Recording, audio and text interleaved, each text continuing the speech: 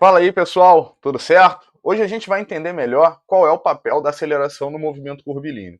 É uma aula bem rapidinha, onde eu vou mesclar teoria e exercício, então peço que você se concentre aí, que logo logo você vai entender tudo sobre esse assunto.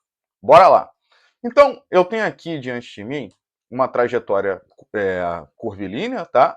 Representada por essa linha pontilhada, e nessa trajetória eu traço duas retas, uma perpendicular a ela, que está sendo representada por essa letra Nzinho aqui, e outra tangencial a essa trajetória, que está sendo representada por essa letra T, tá bom? E o nosso A representa a aceleração dessa partícula que se encontra no ponto P, tá bem? O que eu vou fazer aqui?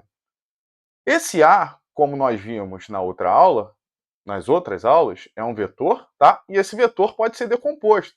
E eu vou decompor esse vetor ao longo dessas duas direções. Ao longo da direção normal, a trajetória, que é a mesma coisa que direção perpendicular, e ao longo da direção tangencial à trajetória. Tá bom? Então, bora lá. Quando eu venho aqui e decomponho esse vetor, o que eu obtenho, pessoal? Eu vou obter que esse vetor A ele pode ser formado por um vetor que aponta para baixo, tá bem? Mais um vetor que aponta para a direita. Pô, como é que eu faço isso, Michael? Não lembro agora. Lembra lá, pessoal, da regra do polígono, da regra do paralelogramo. Se você relembrar essas regras, você vai ver que ao somar esse mais esse, eu vou obter esse camaradinho aqui, tá bom? Esse cara aqui que aponta para baixo, né, ele vai ganhar um nome, pessoal. Eu vou chamá-lo de componente AC, esse vetor. E já vai ficar claro porque ela leva esse nome. E esse cara daqui, eu vou chamá-lo de componente AT do vetor aceleração. Tá bom? De maneira que em todo e qualquer movimento, o que eu posso fazer, pessoal? Eu posso ignorar a existência desse A, tá bom? Esse A aqui, ele não vai existir para a gente. E ao invés de trabalhar com ele, eu posso imaginar que eu vou trabalhar com dois vetores apenas. Eu vou trabalhar com a componente AC, que está apontando para cá, e com a componente AT, que nesse caso está apontando para a direita. Tá bom? O AC, pessoal, ele é chamado de aceleração centrípeta. Beleza? E por que ele leva esse nome? Porque ele sempre está apontando para o centro da trajetória. E o AT, pessoal, que é esse camaradinha daqui, ele leva o nome de aceleração tangencial.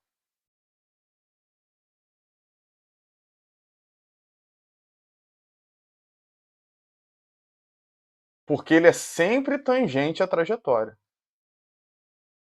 Beleza? Então notem bem, né? Esses dois elementos, esses dois vetores, eles são perpendiculares entre si. Então você sabe qual a relação que existe entre essas componentes e o vetor original. Beleza?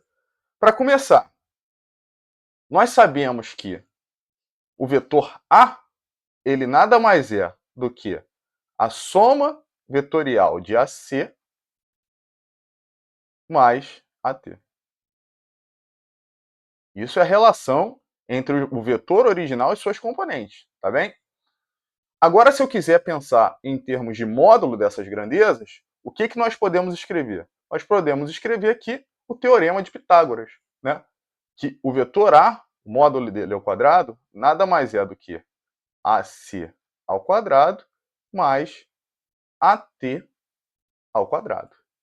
Beleza, pessoal? Então, o que a gente vai fazer agora? A gente vai discutir o que vai representar ao longo do movimento, qual vai ser o papel ao longo do movimento da componente centrípeta ou aceleração centrípeta e da componente tangencial, também conhecida como aceleração tangencial. Show? Galera, Vamos iniciar essa discussão aqui olhando para a aceleração tangencial, tá? Então, eu tirei a aceleração centrípeta do nosso esquema aqui, ela existe, mas não está desenhada, e eu só estou querendo detalhar aqui qual o papel da aceleração tangencial ou componente tangencial, tá? Então, como eu comentei com vocês, ela é sempre tangente à trajetória. E eu ilustro duas situações aqui. Uma na qual a aceleração tangencial e a velocidade possuem o mesmo sentido, e a outra onde essas duas grandezas possuem sentidos opostos, tá bom? O que essa aceleração vai fazer com o movimento de um determinado objeto? É simples, pessoal. Essa aceleração ela é responsável por mexer no módulo do vetor velocidade. Ou seja, ela pode aumentar essa grandeza ou diminuir essa grandeza. E aqui a nossa lógica é bem intuitiva. Se você tiver a componente tangencial no mesmo sentido que o seu vetor velocidade, isso significa que o módulo da velocidade irá aumentar, tá bem? O objeto vai estar acelerando. Se você tiver essa componente no sentido oposto da velocidade, isso significa que ela vai estar freando o seu objeto, tá bom? Então, a aceleração tangencial, ela tem como função modificar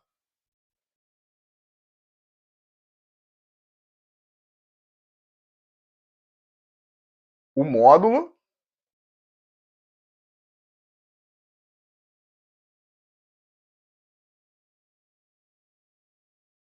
da velocidade.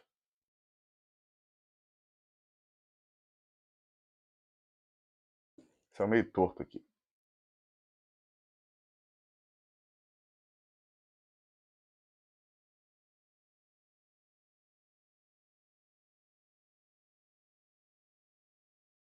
Tá bem?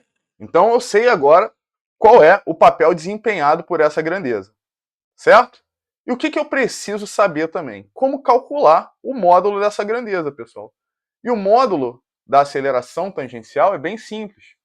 Ele nada mais é do que a variação no módulo do vetor velocidade dividido pelo tempo que demora para essa variação acontecer, tá bom? Então você complementa aqui escrevendo que o ΔV é a variação no módulo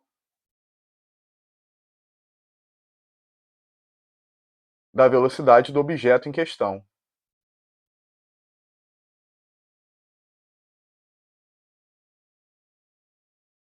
Bem tranquilinho, né? Então, se você tem essa aceleração tangencial no mesmo sentido da velocidade, a velocidade do objeto vai aumentar. Se essa aceleração tangencial tiver um sentido oposto ao da velocidade, a velocidade desse objeto vai diminuir. Isso, claro, estou falando do módulo da velocidade. Beleza, pessoal?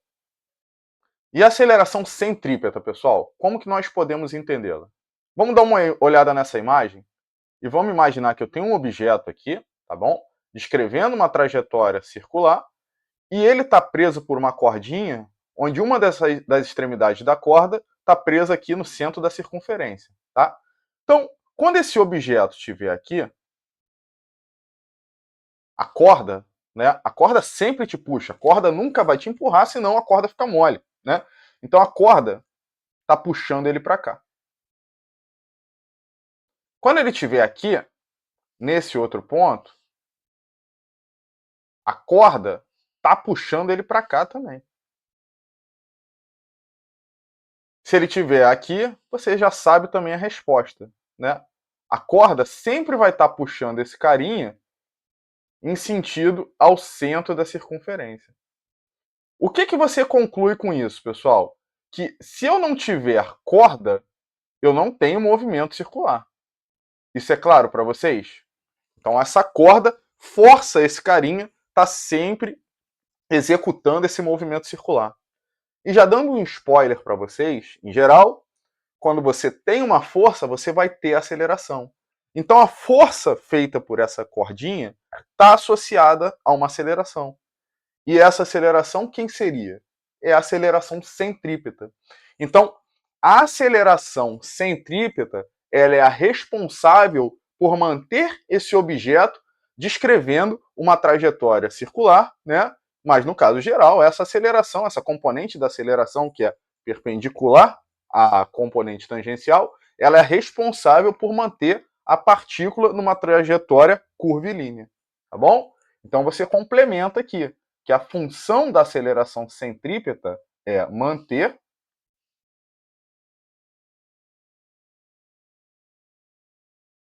o objeto numa trajetória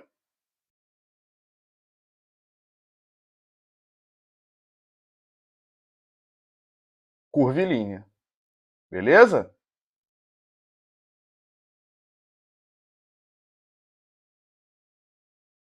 Então não esqueça isso. Se não tiver aceleração centrípeta, é a mesma coisa que você não ter cordinha. Se você não tem cordinha, não tem curva, não tem circunferência, tá bom? E como é que eu calculo o módulo dessa aceleração? O módulo dessa aceleração, pessoal, ele pode ser calculado através da razão entre o módulo ao quadrado da velocidade dividido por r. E quem que seria r aqui? R é o raio da curva em questão.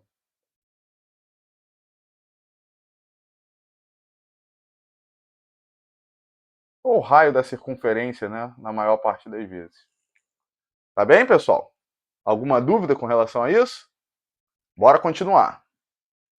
Então, resumindo essas duas grandezas, pessoal, o que, que nós temos? Que a componente tangencial da nossa aceleração, ela vai ser sempre tangente à trajetória, tá bem? E ela é responsável pelo aumento ou a diminuição no módulo da velocidade, tá certo? Isso define ela muito bem, de forma simples, né, de forma coloquial. E a componente centrípeta, pessoal, quais são as características mais marcantes dela? Ela sempre vai estar apontando para o centro da trajetória, centro da curva, tá bom?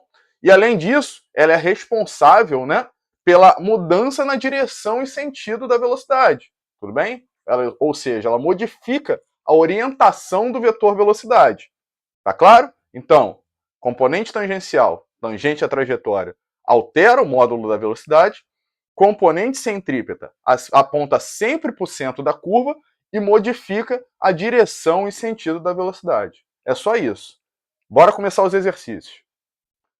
Vamos lá, pessoal. Nesse primeiro exercício aqui, o que, que o enunciado me diz? Que esse carrinho está se movendo da esquerda para a direita e esses vetores que estão representados, eles estão associados, né, à aceleração desse movimento, e eu quero saber qual vetor vai melhor representar essa grandeza quando o movimento for acelerado, quando ele for retardado e quando ele for uniforme, tá bom? Então vamos com calma aqui. De cara, o enunciado já me diz o sentido dessa velocidade. A velocidade desse carrinho está para a direita, correto? Então, essa é a representação do meu vetor velocidade, tá? Se eu tiver um movimento que é acelerado, isso significa que a minha componente tangencial precisa estar no mesmo sentido da minha velocidade. Então, eu tenho que ter uma componente tangencial para cá, tá bom? Além disso, pessoal, esse carinha está numa curva, não está? Então, se ele está numa curva, tem que ter uma componente responsável por mantê-lo nessa trajetória curvilínea. Então, a sua aceleração centrípeta, ela tem que estar apontando para onde, pessoal? Tem que estar apontando para o centro dessa trajetória.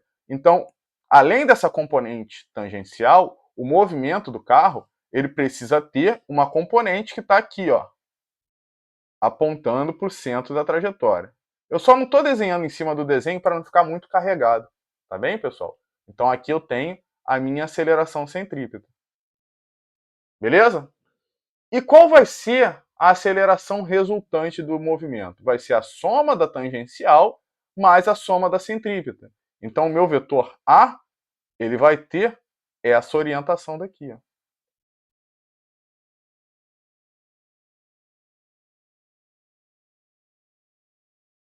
Tá bem? Que é melhor representada, né, por esse vetor 2 aqui. Essa é a resposta do nosso item A, tá bom? O item B, como é que nós fazemos, pessoal? Agora eu tenho um movimento retardado. Isso significa que a minha aceleração tangencial ela precisa ter o sentido oposto ao da minha velocidade. Então, se no item A essa era a orientação da minha componente tangencial, no item B, a minha componente tangencial vai ter uma orientação oposta, ou seja, ela vai apontar agora da direita para a esquerda, tá bom? Da minha direita para a esquerda.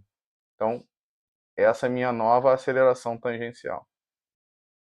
A minha aceleração centrípeta, nada acontece com ela. Ela continua apontando para o centro da trajetória. Tá para cá. Tá?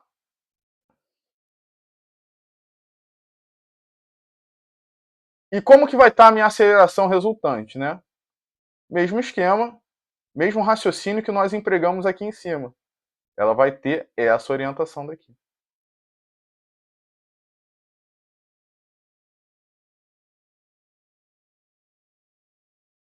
Tá bom? Que é melhor representado por essa setinha número 4 aqui. Esse vetorzinho número 4. Beleza? Então aqui você tem como resposta a 2 no item 1. Esse daqui você tem como resposta o vetor 4, tá bom? E no item C, eu tenho um movimento que é uniforme. Ou seja, se o movimento é uniforme, o módulo da velocidade ele não aumenta nem diminui. Tá claro? Você só tem uma componente da aceleração, que nesse caso é a sua aceleração total. Né? Você só tem a componente ou a aceleração centrípeta e está sempre apontando para o centro, de forma que esse objeto vai estar descrevendo uma circunferência constantemente. E qual é a opção, né, que nos resta nessa situação? É a opção 3. Tá certo? Então esse carrinho, quando ele está em movimento uniforme, ele só tem aceleração centrípeta.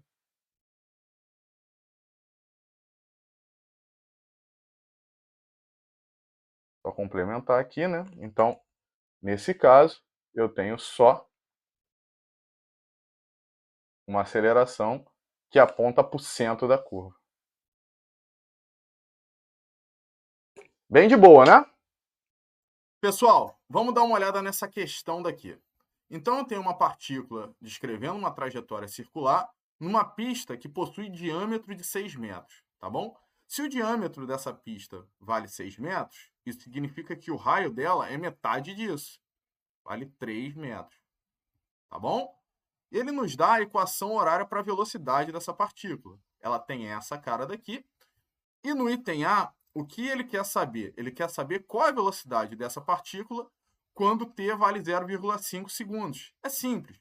Você vai pegar esse 0,5 e vai substituir aqui, já que eu estou diante de uma equação horária com unidades, né, associadas à velocidade, à aceleração e ao tempo, que estão dentro do padrão do SI, tá bom? Então, eu venho, substituo e vejo que o V vai ser 1 mais 4 vezes 0,5.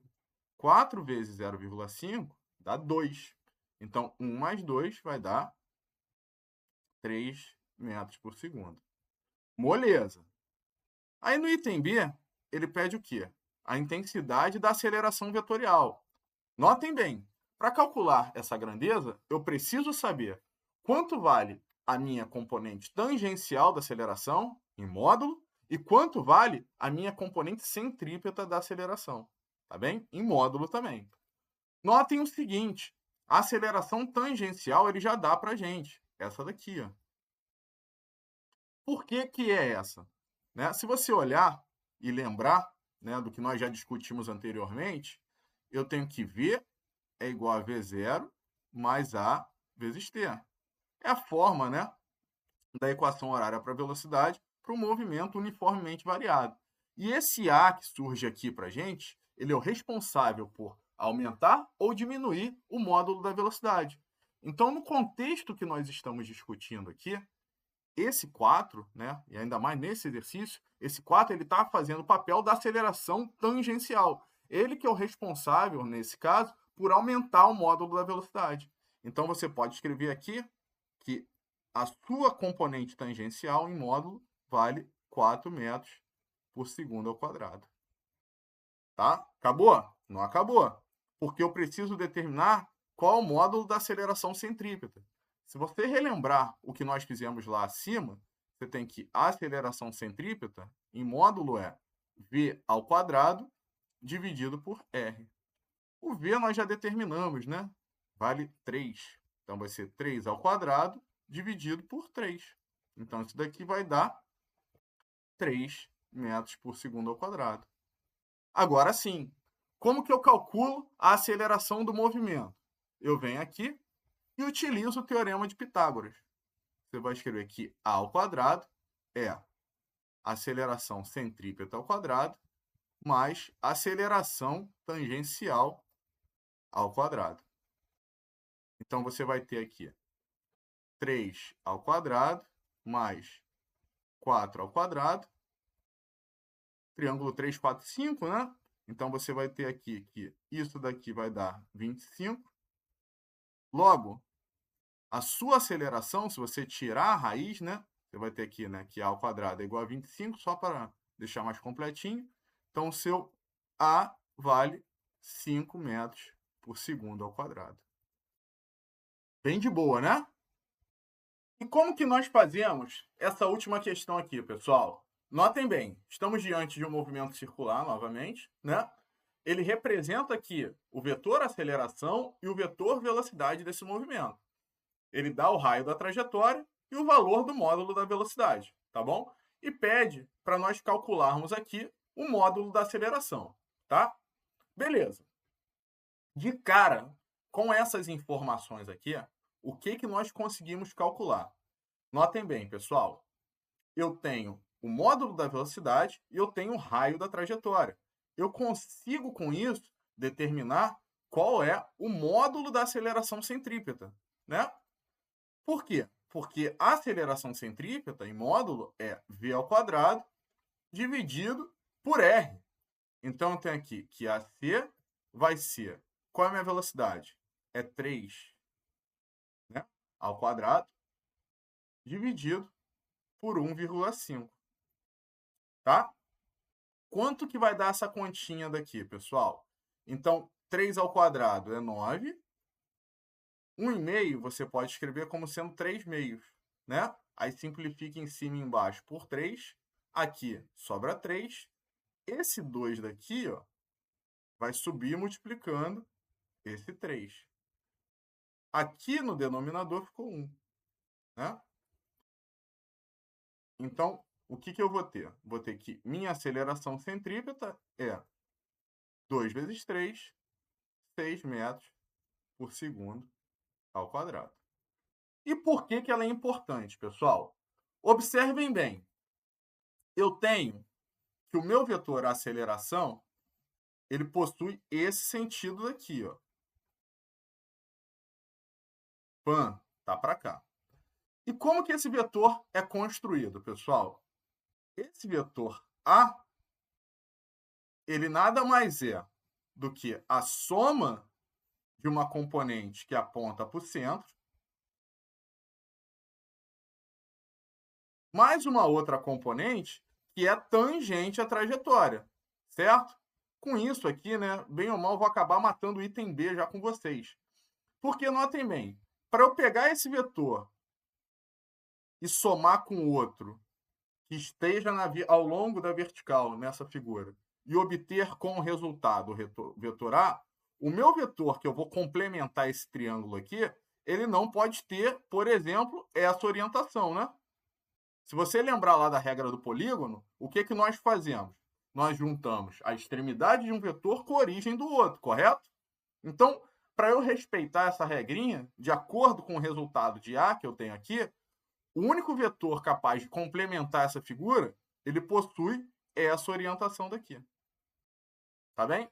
Então, aqui eu tenho esse carinha representando a minha aceleração centrípeta e esse carinha daqui representando a minha aceleração tangencial. Tá certo? Então, notem o seguinte, pessoal. Se esse ângulo daqui na figura vale 30 graus, o ângulo entre a aceleração centrípeta e a aceleração, que é esse ângulo que resta aqui, vai valer obrigatoriamente 60 graus. Então, vem aqui e coloco 60 graus. Beleza? A aceleração tangencial e a centrípeta, elas são perpendiculares entre si. Então, isso significa que a aceleração centrípeta, quando eu olho, né, em termos de componentes, ela vai representar num triângulo formado por essas componentes o cateto adjacente a 60 graus, né?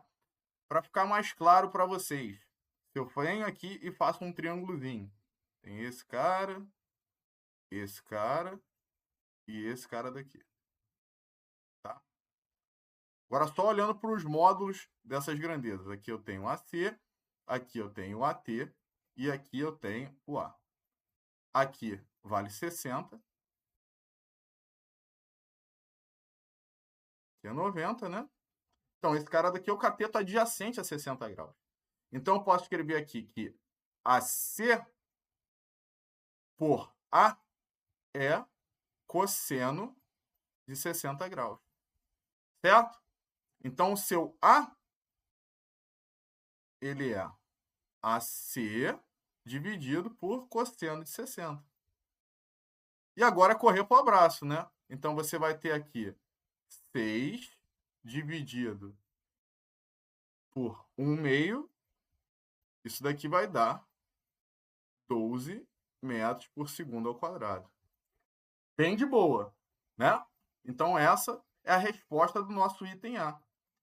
E no item B, ele pergunta o quê? Se o movimento, nesse instante, né, é acelerado ou retardado. Notem bem, para onde está apontando a componente tangencial da aceleração?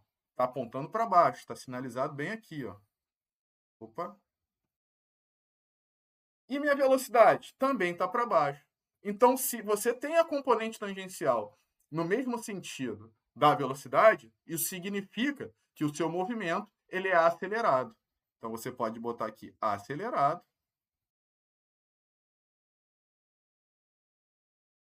Pois V e A, AT, né, possuem o mesmo sentido.